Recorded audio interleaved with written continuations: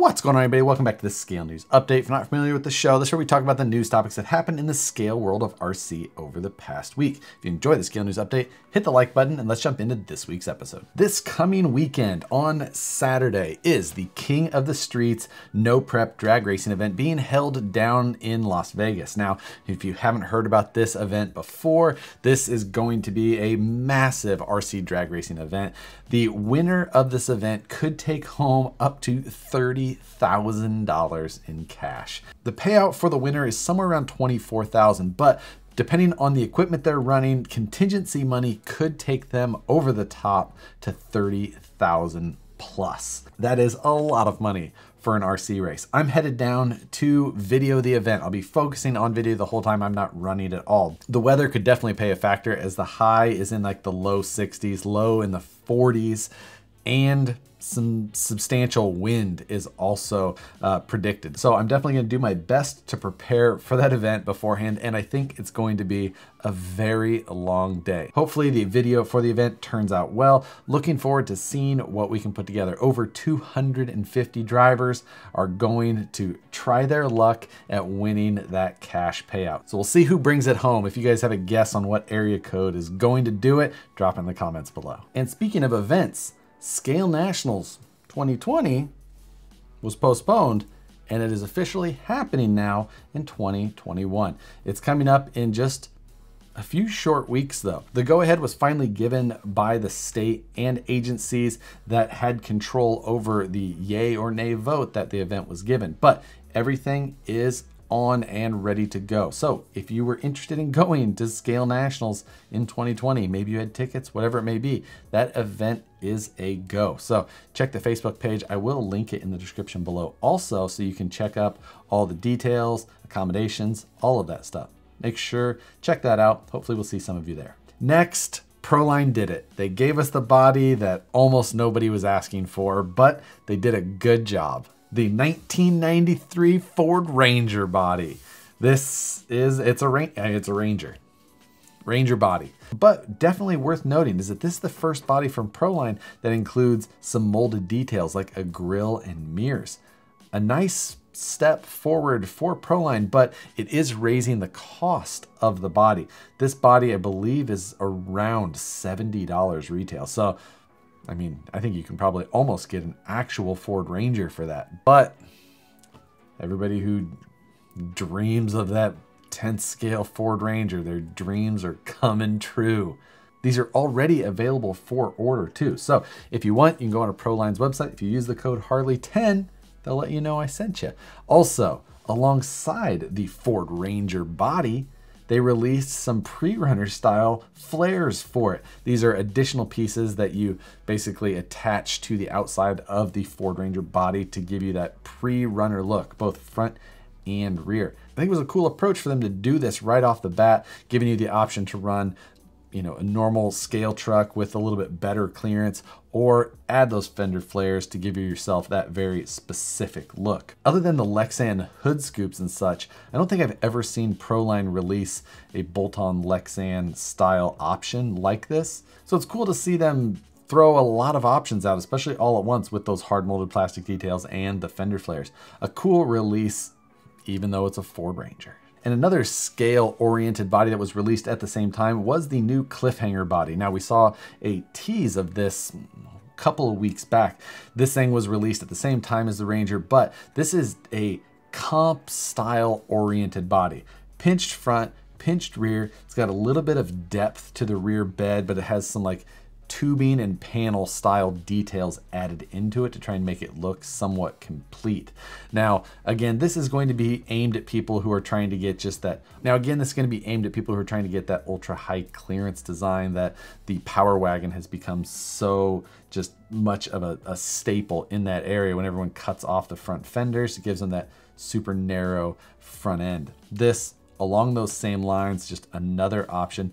Again, I think this is a pretty good looking body. This one definitely not as expensive as the Ford Ranger body. I'm a fan of this one as well. I ended up putting both the Ranger body and the cliffhanger body on order. Looking forward to getting them on the bench myself and seeing exactly how they look. Switching gears over to the no prep side for just a moment, JConcepts Mambo tires are now available. Again, this is something that we talked about a little while ago, and it looks like they're finally rolling into stores now. These are along the lines of the Proline Big Daddy drag tires. They're a wider contact patch. Now, like the Big Daddies, these are not a belted tire, but JConcepts did put some extra effort into what appears to be the support along the inside of the carcass as well as the sidewalls to try and keep them from ballooning up too much.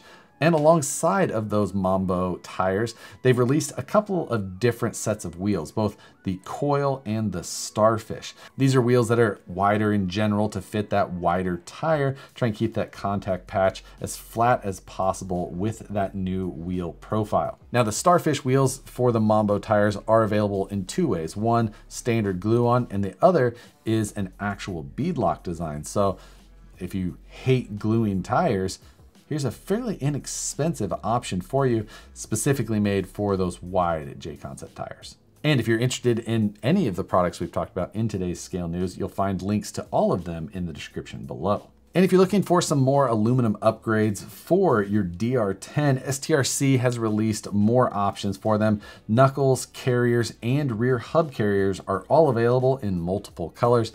Sometimes the replacement parts for DR10s can be a little bit tricky to find depending on supply. So here's an option for things. Now, aluminum options aren't always the thing people are looking for in these type of vehicles, but if you are, here's some more options to add to your lists. And while we're still on the topic of no prep, the Proline slot mag wheels are available also finally. Now these are coming specifically in the gray color. We kind of thought that that would be the case based on the teaser photos we saw before, but you can find slot mag front and rear wheels for the drag cars. These will be perfect for your vintage muscle car style no prep bodies that there are so many options for already. So again, while you're grabbing your Ranger or your cliffhanger, maybe add one of these to your shopping cart.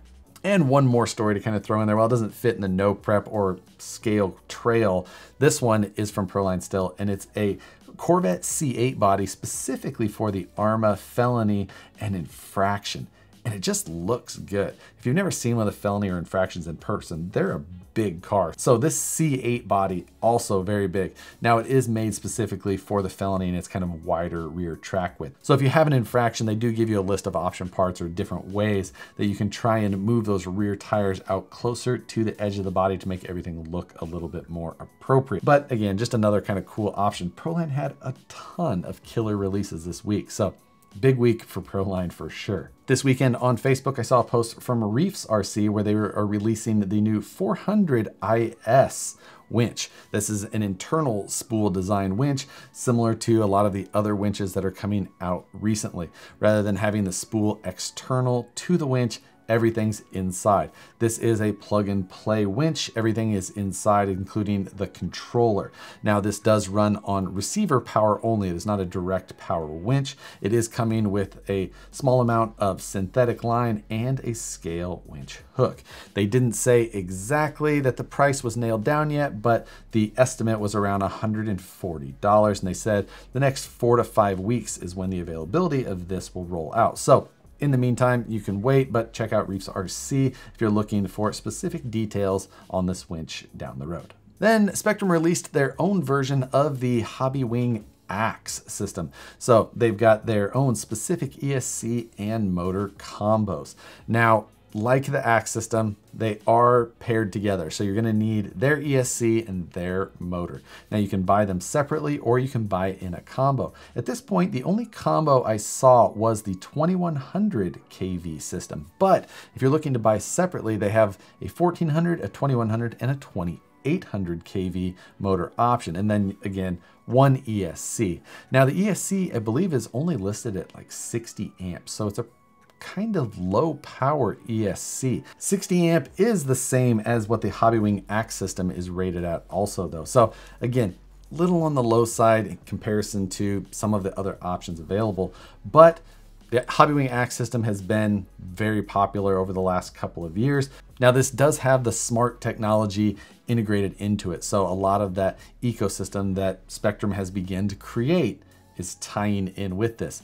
Matt from the Scale Builders Guild did a video highlighting some of the features and its ability to work with the new Spektrum DX5 Pro, I believe, and how you can program things directly from the radio. That does add a nice level of integration to the whole system. So a bonus there if you're trying to get everything into one ecosystem.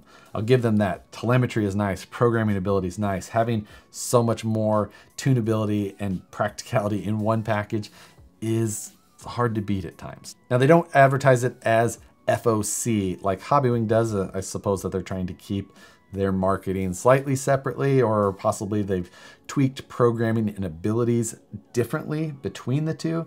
Hard to say. But if you're interested in that, or you're starting to invest in that smart system, could be a good one to add to the list of options for your future builds.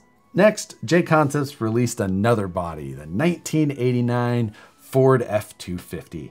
It's got kind of the wind jammer thing in the backside of the cab. I don't mind that. Kind of looks better than having just that normal typical V in the back. I assume that this is to mimic some sort of probably very famous or classic monster truck of that time period.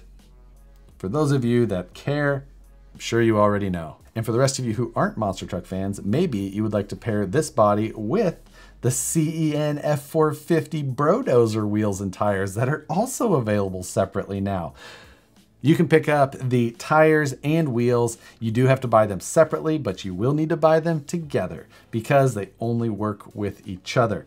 They're a specific tire and wheel design made specifically for that CEN F450. In case you're going for that, you know, rubber band 22.5-inch wheel, 24.5-inch wheel design, whatever they were trying to mimic on the CEN F450. You can pick up the wheels in either silver or the red finish that you saw available on the RTRs. So now it's up to you to find a more appropriate body to use for those dually rears and dually style front wheels also. And speaking of dually wheels, maybe you'd be interested in these fuel off-road style ones from RC 4-wheel drive. Pictured, oddly chosen on a Jeep Gladiator model.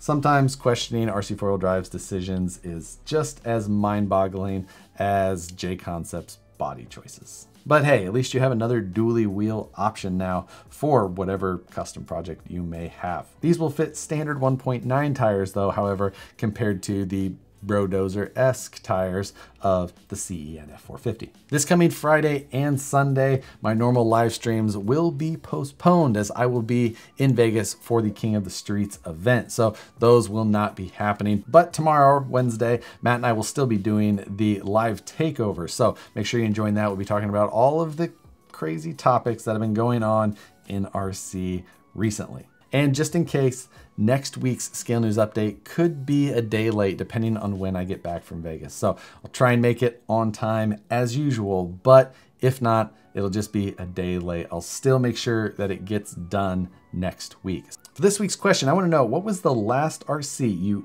physically worked on?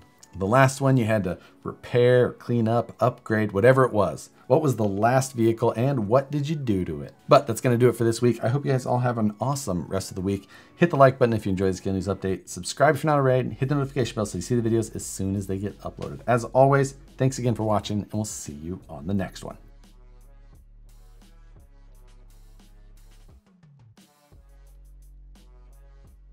This question kind of ties in, and it says, why does nobody make a Ford Ranger body? Now, I know your username is 3.slow.ranger, but I think the main reason that they don't make a Ford Ranger body is because then you would own a Ford Ranger body.